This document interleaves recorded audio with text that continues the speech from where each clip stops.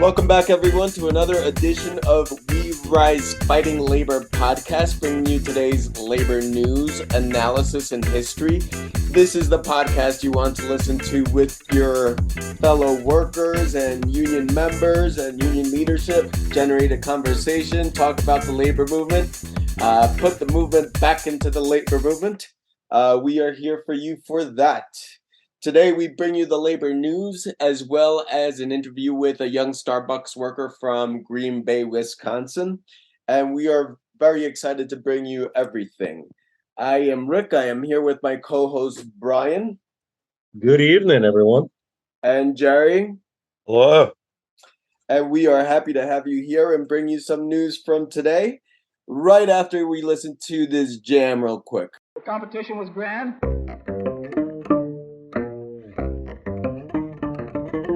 Competition was grand. Competition was grand. Competition was grand. Grand. Competition was grand. Grand. Competition was grand. And we're very glad to come out on top. And we're very glad to come out on top. On top. To come out on top. And we're very glad to come out on top. And we're very glad to come out on top. Thank you. Very kind. All right, welcome back, everyone. On the news front in the world of labor this week, we see that the Teamsters ratified their first ever contract at Costco. The contract covers 18,000 members nationwide. And I got this bit of news from the press release on the Teamsters website. And there was this quote that I enjoyed that says, quote, and I believe this is Sean O'Brien, president of the Teamsters, being quoted, quote, This is an earth-shaking win for Costco workers and the American labor movement. Corporations like Cisco, UPS, and Amazon remain on notice. Now, we were chatting before we got on and sharing this quote back and forth between the three of us. And one of the reasons I love that is because to me it just sounds like such a boxing. It sounds like a boxer calling out another boxer, which I love, So I'm into these quotes. I'm into some of the stuff that Sean O'Brien is doing. And yeah, we will keep you posted on other Teamster stuff. Actually, we have more Teamster stuff coming up from Jerry right now, who's reporting about Cisco. What's going on there, Jerry? Well, Rick, striking Teamsters in Boston settled a contract with Cisco Corporation Monday. As well they might have, because that was early Monday morning. About a dozen 16-wheelers driven by Teamsters from as far away as Minnesota descended on Little Plimpton, Massachusetts, where the Cisco plant is, and totally blockaded all the exits, making it impossible for scab trucks to get through. In the resulting confrontation, 20 people were arrested, including, 20 Teamsters were arrested. This battle started at 3:30 in the morning, Monday morning, and 20 were arrested. 3 were brought up on assault and battery charges. At this point, I don't know what the extent of those court proceedings are. But it wasn't long after that, Monday or Tuesday night, that the Teamsters settled, and I think Rick, you had the vote of that. What was that contract vote? It was 215-2. Okay, okay, a little margin of victory there. Out of 300 members, but yeah, who are those two workers? Who are you two workers, man? What's up? Also, in terms of the relationship of forces, there were 400 Teamsters outside the gates early Monday morning, and there were only 300 workers on strike. I mean, so they were. But I want to give another quick quote from Sean O'Brien, considering the Costco settlement. But here's what he had to say after the Cisco settlement. After he entered negotiations Monday. Quote: Corporations will fear the Teamsters. Their ability to hold down our members is over. The Teamsters are ending it. General President Sean O'Brien said in a statement, quote, any company that bullies workers will be met with the full firepower of this union. Our momentum cannot be stopped. We still have open contracts around the country, and we will strike again and again to protect our members, end quote.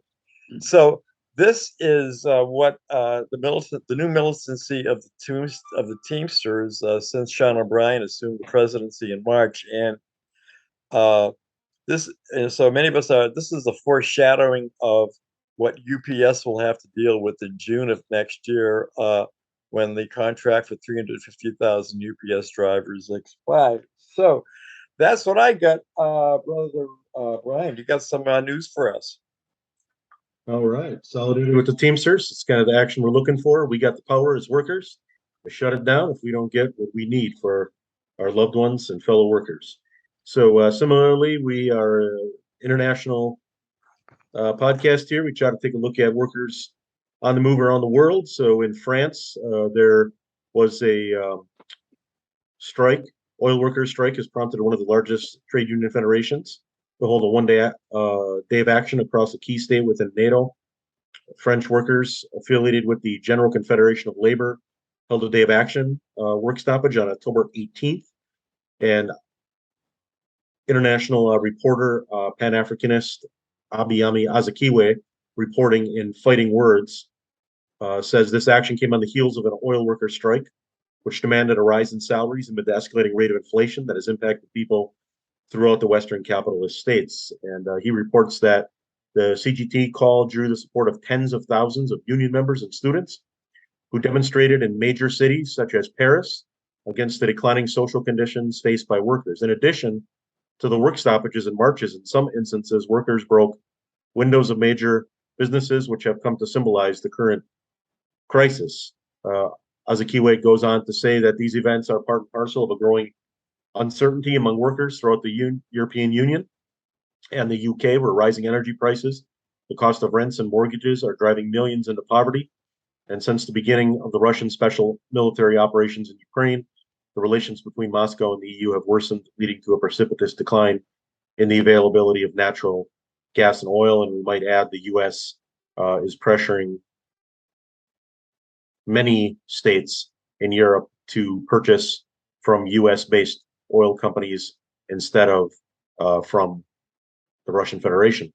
Azikiwe ends his report by saying, quote, at present, the economic situation in the capitalist countries is being aggravated by an overall crisis of governance.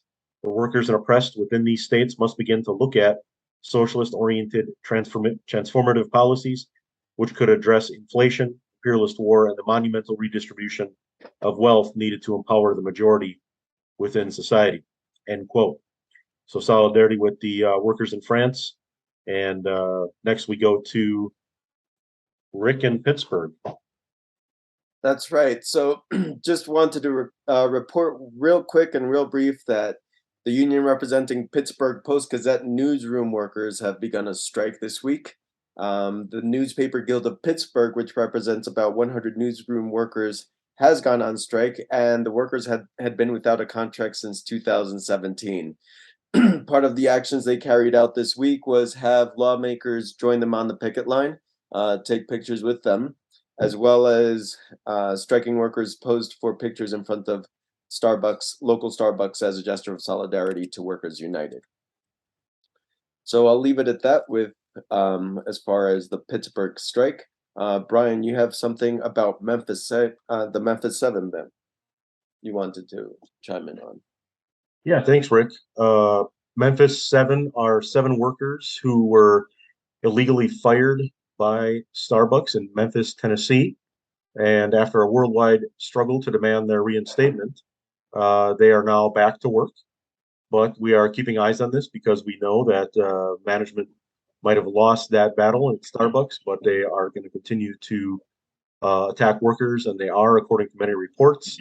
So this is part and parcel, of course, of the campaign for Starbucks worker organizing that we've been reporting on here at We Rise Fighting. And we just wanted to raise this up in solidarity with our friends in Memphis. And they returned to work, and they are on TikTok, and they are on uh, Twitter, and they have also, when they returned to work, this is a great solidarity tactic that they went back into work with on the ground with their labor and community allies in a powerful show of support.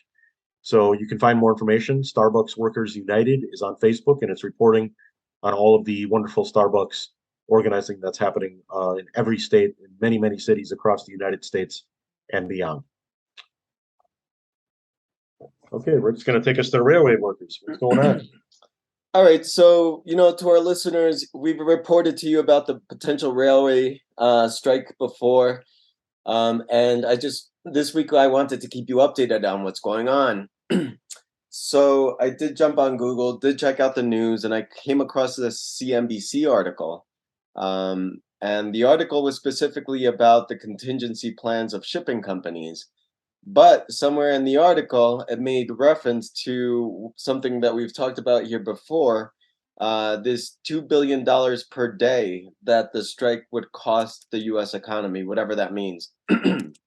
Whatever that means. The article makes reference to that $2 billion per day price tag and just does so very matter-of-factly. And I got to be real here. Like this kind of set me off. Just to know that this is now just taken as a fact that this is how it's going to go down. And I remember from previously reporting on this, seeing that this figure was produced by the American Association of Railroads, or the Association of American Railroads, rather, or Railways. And so I went to their website to check out, to actually look at the report. And that's actually what I wanted to talk to you about today, because all too often we hear numbers like this, when workers are going to go on strike. We certainly hear numbers on this. This is going to cost the economy $10 billion a day. Or when the minimum wage is on the ballot, oh, it's going to cost businesses $10 trillion and the sky will fall. So today I just took it upon myself to go down this rabbit hole and check out exactly what this report was about. And I encourage people to do this when they see numbers like this, because the numbers are, well, my conclusion is that the number is pretty much fabricated, The report tells us about a $520 billion economic input of the American iron and steel industry. It tells us about how the chemical industry is a $517 billion enterprise, and makes an unrelated reference to, quote, direct, indirect, and induced jobs supported by the auto industry led to $650 billion in paychecks for millions of workers across the company, unquote, whatever that may mean. And finally, the report also states that, quote, the National Mining Association says mining contributes $2 billion to the U.S. GDP. A rail shutdown would materially reduce their output and contribution to the economy. The report also references another report from 1992, which asked a similar question as far as the economic effects of a railway strike. Why do I always have an issue saying that word? And this is from the report. Quote, in 1992, the Federal Railroad Administration used an econometric model to estimate the impact of a national rail shutdown on employment and economic output. At that time, the FRA concluded that a 2-week nationwide railroad shutdown would cost $570,000 layoffs in rail-served industries and result in $14 billion in lost output, or $1 billion per day. The cost of a rail shutdown would be much higher today. That's quote unquote directly from this report. So today's report from the Association of American Railways is citing a report from 1992, and then taking some liberties with some of the numbers and how they arrive at this $2 billion figure.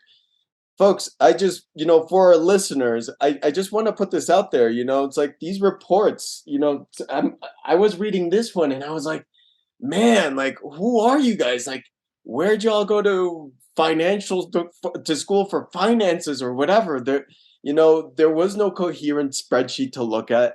There was no coherence in the numbers they presented. Just a bunch of big numbers thrown together, held together by random bits of financial jargon. And I just want to put that out there because, we come across these numbers in the news and they're scare tactics, you know? And on the flip side of this, always, as we've said here on this show before, let's entertain it. Let's say it does cost $2 billion a day. All these workers are asking for is sick days. All these workers are asking for is sick days. It's simple enough to figure this out. So I just wanted to report on that. That's the update on the railway workers strike for this week. There will be more to come, but I thought that would be something useful for our listeners to consider. Where do numbers like that come from? It's always good to really go down that rabbit hole and get it from the source, get it from the horse's mouth. And in this case, it just showed me that it was just reckless liberties with a bunch of numbers and financial jargon. So just wanted to share that. Brian, you're up next with some news on UAW 180 and some news from Brazil. Yeah, thanks, Rick. So we have talked about this on the podcast here with United Auto Workers Local 180 in Racine, Wisconsin. Also, there's a sister local in Burlington, Iowa. They've been on strike for over 6 months against a company called CNHI, or Case Holland, as it was formerly known, a multi-billion-dollar company. These workers have been out for over 6 months on the picket line. The Milwaukee Area Labor Council is sponsoring a food drive for the strikers October 28th and 29th. And folks can drop food off at the Milwaukee Area Labor Council if you're in Milwaukee, and there will be staff and members, rank and file members, delivering that food to UAW 180 at the hall there in Racine. We are really appealing to our listeners to support this strike and really escalate support for the strike. We are now going into the fall and the winter. And we interviewed the president, and he said this strike could be protracted beyond even the time it has been going on now for over 6 months. So if you can, please, you're in a local, pass solidarity resolutions, have rallies in your community, solidarity rallies, take some caravans down to the picket lines, not just union members, but community members in your community that are pro-labor, and support the workers. You can always drop off food and non-alcoholic beverages, water, coffee, etc., which are very much needed on the picket line, and also gift cards at 3323 Kearney Avenue. That's Kearney Avenue in Racine, Wisconsin. And the hall is open in there every day, and the picket line is up every day. So they're looking for support. There's much more information at the Facebook page of UAW Local 180 on how to support them. And we continue also at We Rise Fighting to spread the information, solidarity information, and how UAW Local 180 members on strike can be supported. So thanks to our listeners for helping with that. We'd like to close today again with international news. There's a very, very critical, important election happening in Brazil, with the second round of the Brazilian elections will be October 30th. And according to a analyst that was reported in Rasmussen and reprinted in La Lucha newspaper, Angel Guerrero Cabrera, he claims in this article that this could be one of the most important elections in Latin America since the election of Hugo Chavez in 1998. And he goes on to describe how this election goes further than just deciding who will govern the South American giant for the next 5 years, the largest and most populated country with the most important economy in our region, 8th in the world in terms of GDP. Nor will it only decide who will rule the country between neoliberalism and anti-neoliberalism, since in Brazil, the first thing at stake is the defense and reconquest of basic democratic rights, because Bolsonaro, of course, the president now, for years has been gutting much. Reporter says this has already been greatly diminished. Social labor rights by Timur and Bolsonaro, which the former military man threatens to overthrow together with the politicians in order to satisfy the businessmen who support him. And in closing, Mr. Cabrera, the reporter here says, quote, the election is also about how much, whether the death blow will be dealt to what is left of the Amazon forest, the planet's oxygen lung, as is the goal of Bolsonaro's agribusiness capital partners. It is at the same time a key episode in the dispute for our America between the democratic and progressive forces, which fight for national sovereignty, multipolarity, and the fight against inequality and hunger, and those who advocate surrendering everything to the market and financial capital. So this is a monumental battle, and we encourage our listeners to follow this. The election is on October 30th, this coming week, and there are tens of millions of workers in motion there in Brazil for that. In closing, we would just like to raise that at AFSCME, the American Federation of State, County, and Municipal Employees, Local 3800, which represents clerical workers at the University of Minnesota, is engaged in a very important contract campaign there at the University of Minnesota. They have more information at their Facebook page, AFSCME 3800. And one of the most important things that they're doing, beyond just, of course, fighting for better pay and better conditions, is they are in contract negotiations with the management at the university to agree to racial equity proposals, which include demanding Juneteenth as a permanent paid holiday, paid voting for leave for tribal elections, the same benefit for voting in U.S. elections, and pay augmentation for bilingual workers asked to translate beyond their regular job duties. There's a quote here by the local that says, we see an inexcusable hypocrisy between the university's performative social justice statements, including land acknowledgements, and the refusal to offer living wages and respectful work environments to AFSCME workers and Teamsters 320, the most diverse sectors of the workforce at the university. So check out that Facebook page for more information. That looks to be an ongoing struggle there. And that's what we have for my reports today, Rick. Thanks. That's what's up. All right, we're going to shift gears here. Today we will bring you an interview with Ajii Raworth, a Starbucks worker from Green Bay, Wisconsin, Starbucks worker and union supporter there. I'm very excited about this interview, and also wanted to let our listeners know that we have an upcoming episode of We Rise Fighting where we will talk about how strikes are won. So please keep listening. That's coming up. But right now we're going to turn our attention to Ajii Raworth and see what's going on at the Starbucks in Green Bay, Wisconsin.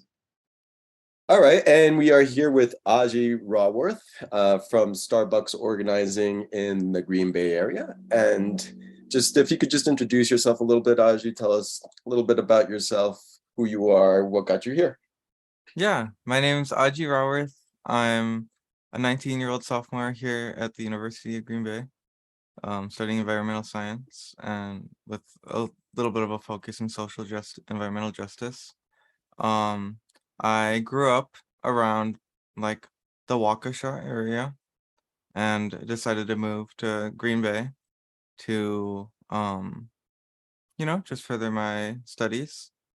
I have worked with Starbucks for 9 months, and we have went public with our unionization efforts, and I'm very excited to talk to you guys more about it. All right. And let's go right there. So what prompted the unionizing at the Starbucks you work at? So the union drive has been a long drive that has just not gone public. The company has multiple times they've asked for our voice, but have just immediately shut it down or ignored it. And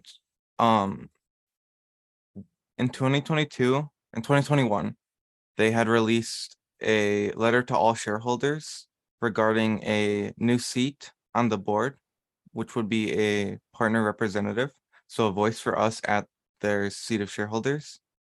And they sent it to all shareholders saying, board of directors, I'm sorry, sent it to all shareholders asking them to vote no.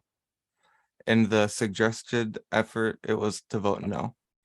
Starbucks has time and time again ignored our voices. They've heard it, but have just not acted on it. During the COVID pandemic, they showed its hand of valuing profits over people.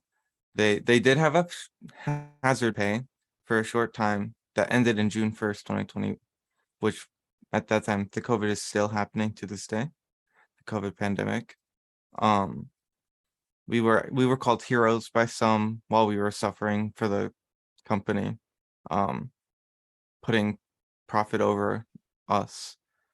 We can't be expected to make a second place or a third place for customers if we can't have a second place at work.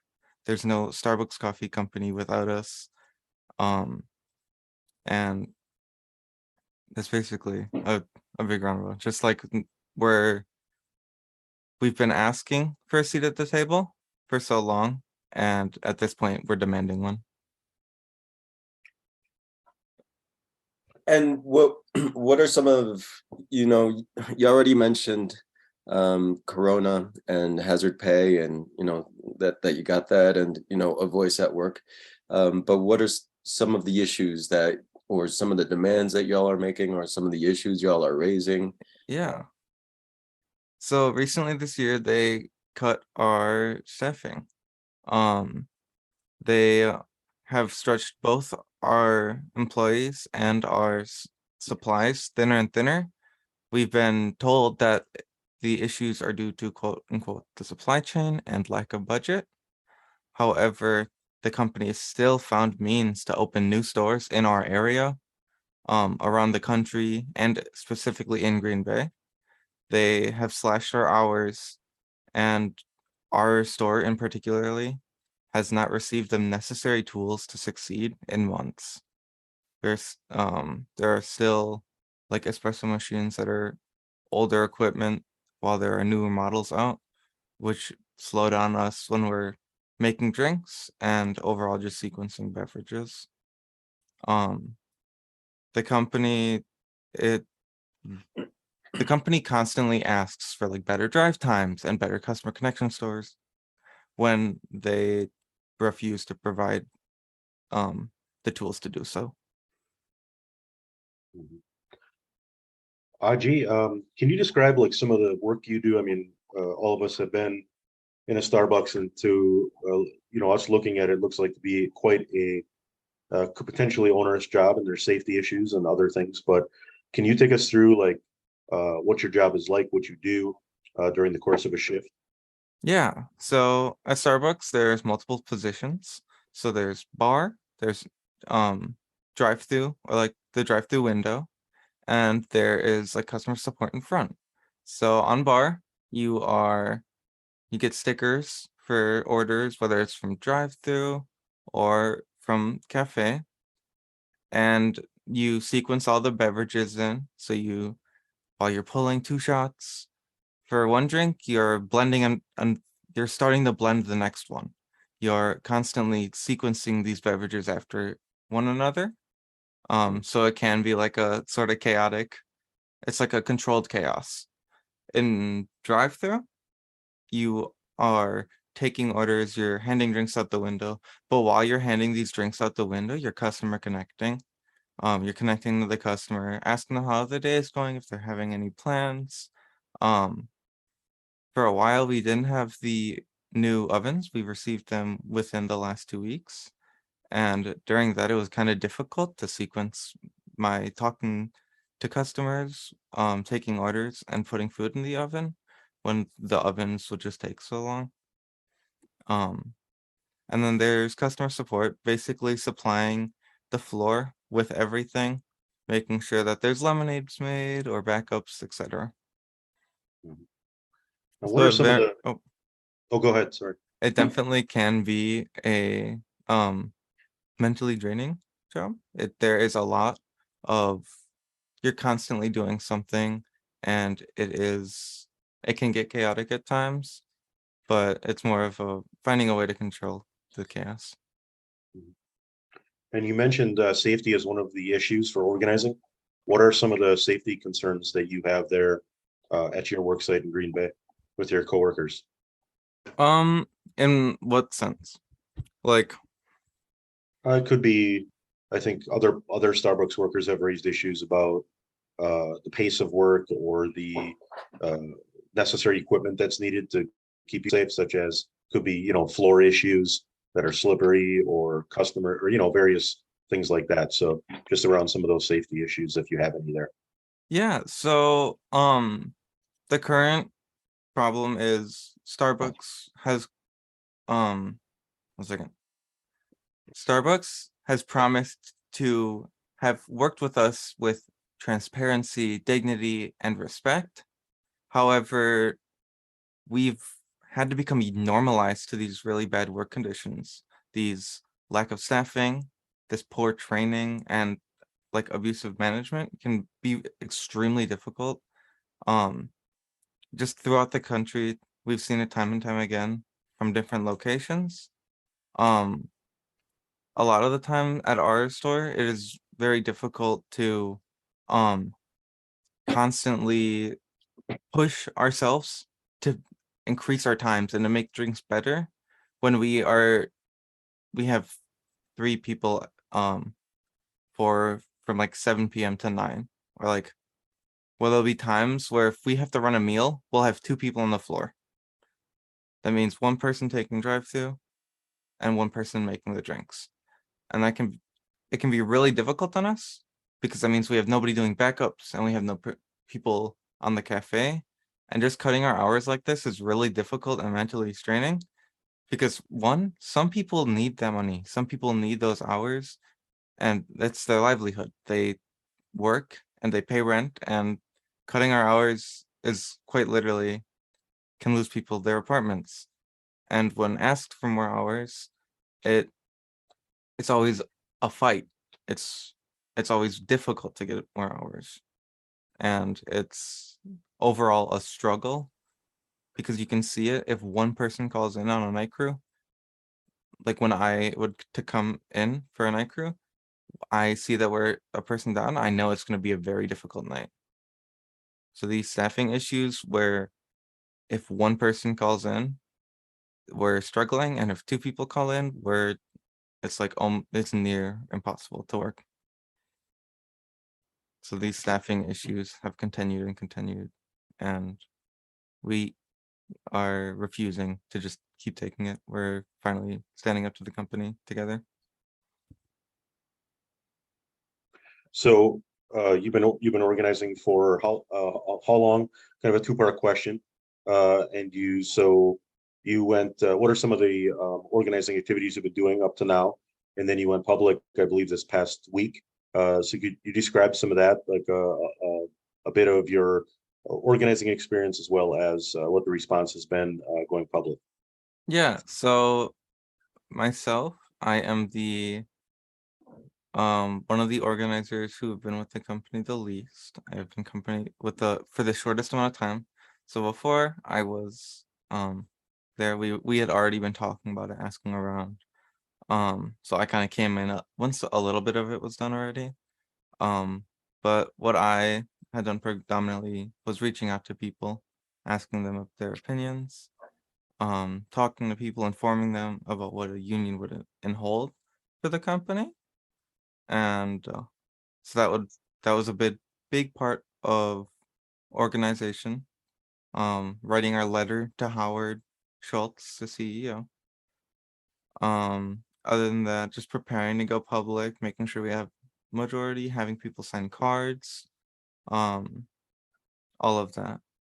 And then when we did go public, it was I just came in the store and just supported the staff the whole day as a solidarity thing. Was making sure to like buy drinks and use the floor properly as a customer while still supporting everybody. Mhm. So I just have a question, and I'll hand it off to Rick or Jerry. That Ajii, there's been other campaigns going on in coffee shops such as Starbucks, but also other places in Wisconsin. But in particular, There has been organizing going on in Appleton, Madison, Milwaukee, and other locations.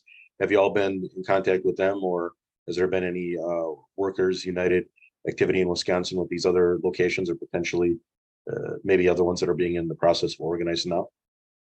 Yeah, so I personally have spent a good amount of time in the Appleton store. I they passed their election in June this year, and um that really it gave us like motivation, and it showed us that we like together are the union. The union isn't one store, we're a whole group of stores all working together to create the company a better place. Um you like we're standing together to be union strong, and going to that store and like talking to them and everything, it was just really empowering and made me, because I already felt good about what I was doing, but it made me feel even better about what I was doing, because the more and more stores that open up in Wisconsin that are unionized, the more access new stores have, the less like stigmatism behind it. It's like if we can destigmatize unionizing, if we all fight the company, eventually they'll get, you know, they'll have to give in and work with us. Jerry, you got a question, or can I jump in Yep. here? Hi, Ajii. This is Jerry. I'm in here from Massachusetts, and my question is: has Starbucks, coerced anybody, particularly fired people, discriminated, chosen to cut certain hours of certain people but not other people? And if so, have you filed any unfair labor practice charges? And if you have filed them, has Workers United helped you, or have you all done it on your own? Okay, so at my specific location, there has been nobody cut or removed from the company because of this. There have been multiple instances, however, of workers at other stores um getting um their contract exterminated because of them being union organizers. Um we have the Workers United has helped a lot. We are definitely standing in solidarity with them. We work with them a lot. Um, we're definitely like they make our jobs easier as they help us more through like the logistics side and all of that. And a follow-up question, uh, how's your all's health insurance there? Has Starbucks been providing health insurance? And if they have, has it been trans inclusive? Um, how's that been going for you? So there's multiple like plans that are like included in the Starbucks. You can it goes from like bronze to platinum. Um, it like the things that change would be like the co-insurance and the office visit copay, how much money is brought like provided for like out of pocket maximums, etc.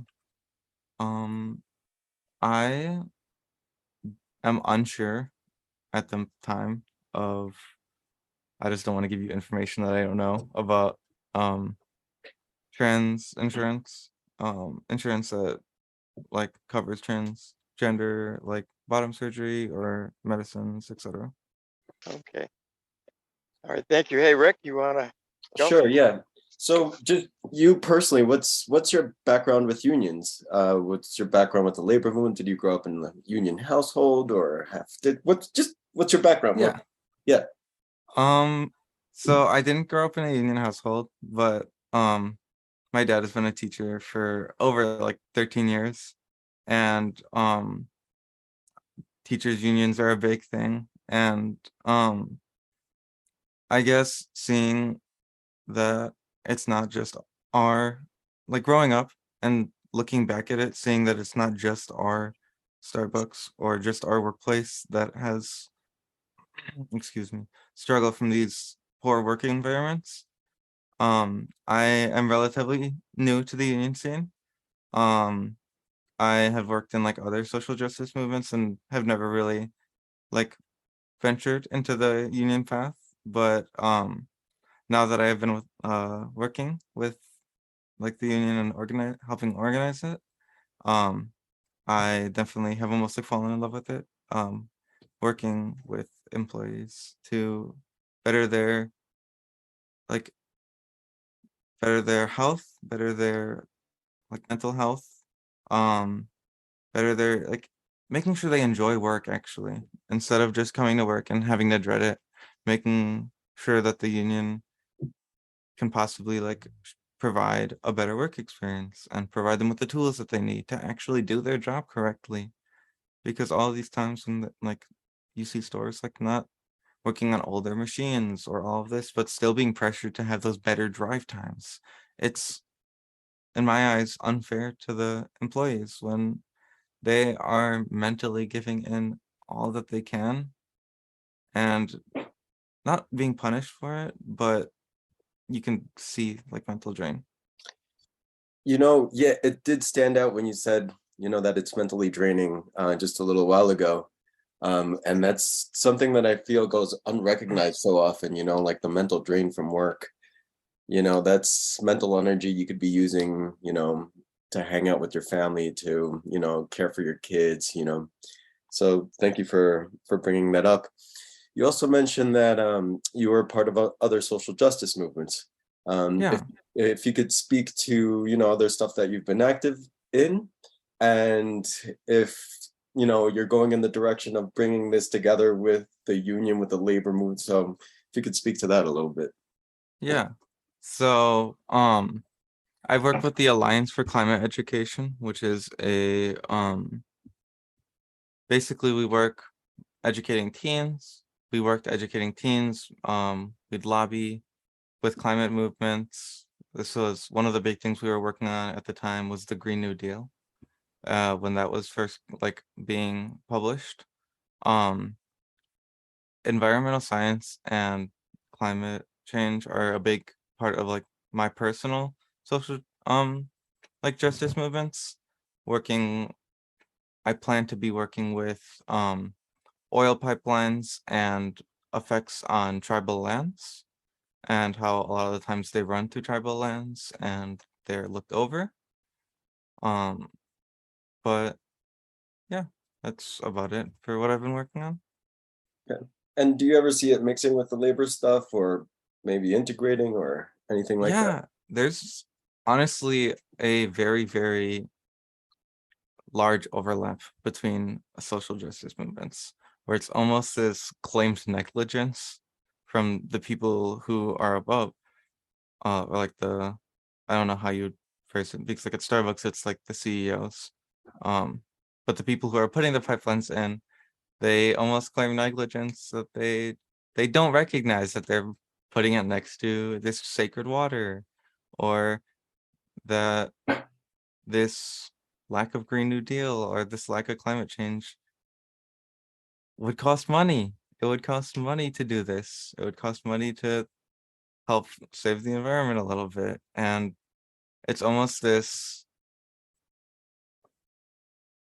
not like lack of empathy, but lack of like sympathy to a T, where it's lack of sympathy for whether it's the environment or if it's your employees or if it is, any other form where it is just kind of the voices are ignored. Hmm. It's not that they're not hearing us. It's not that the environment has not expressed concerns. We've seen multiple times again with the glaciers melting and everything. It's like a big like voice. It is the concerns have been physically voiced, whether it's, climate or union, but we're just being ignored.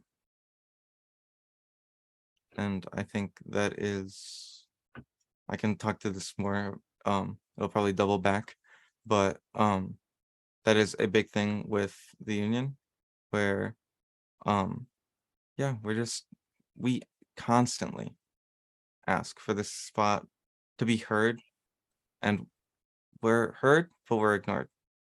Where our voices, no matter how loud we speak, it seems that they are almost diminished, or that they have earmuffs on, that they ask for voices and then don't actually act on them.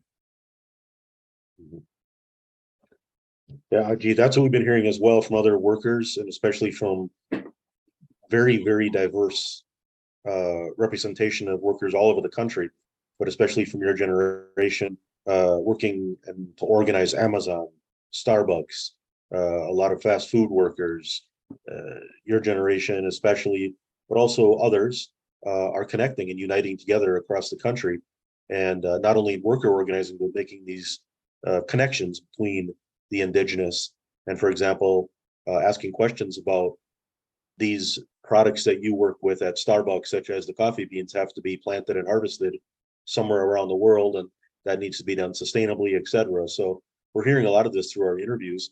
And what we wanted to ask you is, what are your thoughts on this organizing that's going on across the country in Starbucks, but also other industries and sectors, and the role that your generation is playing in this specifically today? I'm gonna start this off with just the word unionization. The word unionization almost never has a kind of negative tone. It's people coming together.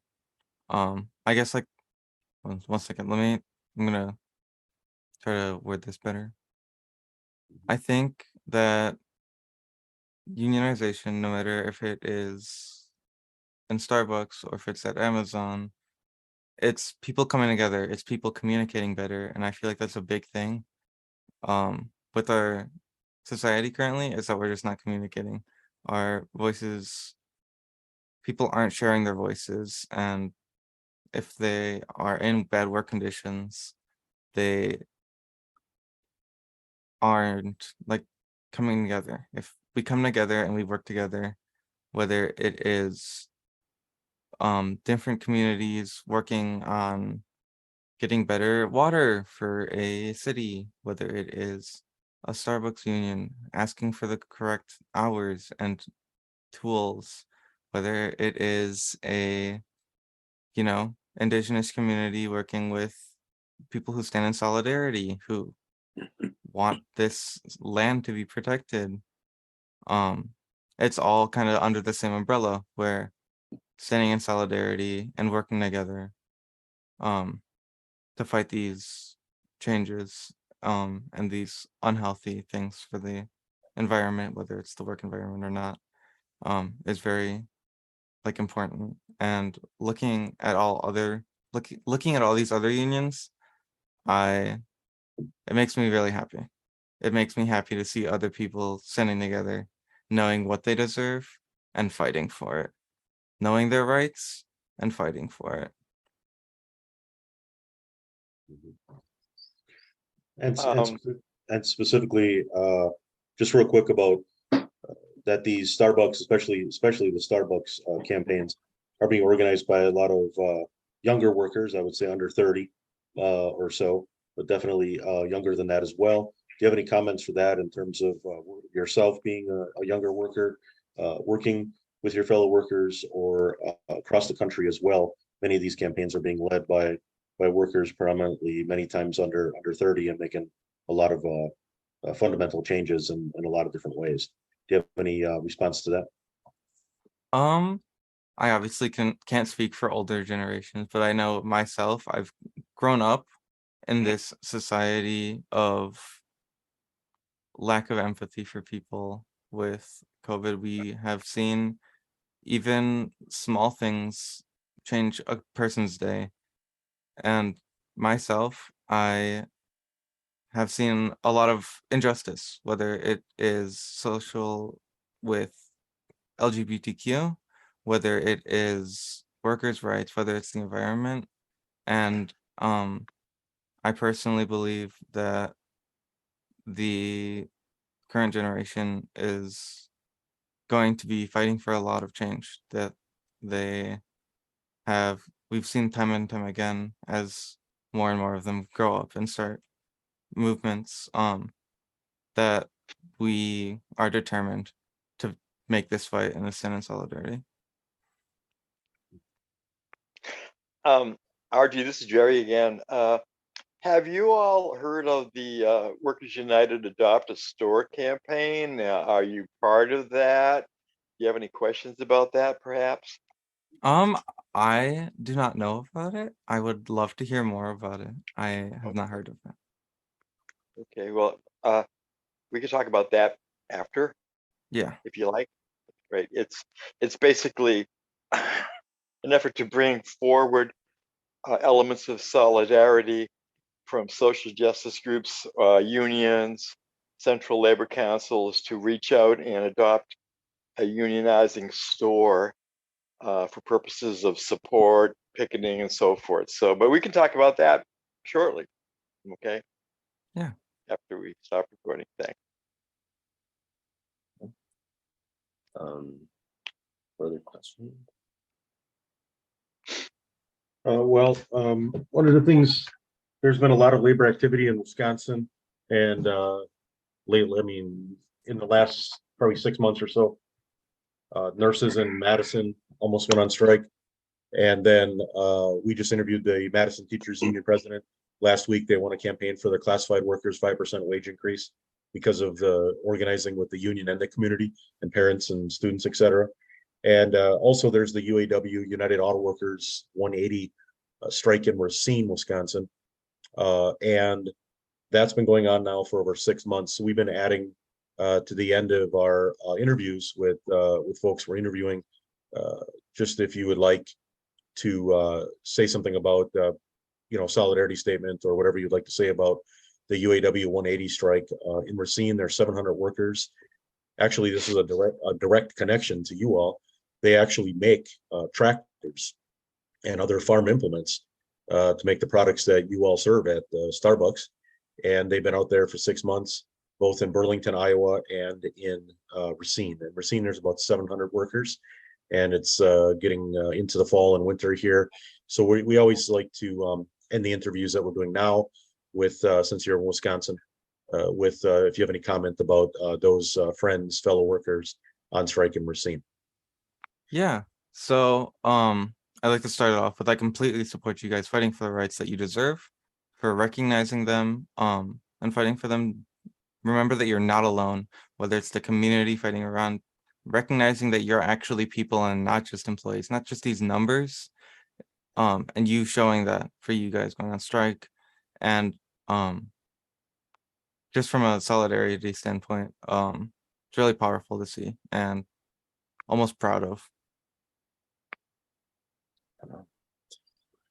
All right. Do you have any other last comments you'd like to say? Or I should say, ending with, speaking of solidarity, how can customers and others in Green Bay and anywhere support you all at the store you're organizing in Green Bay?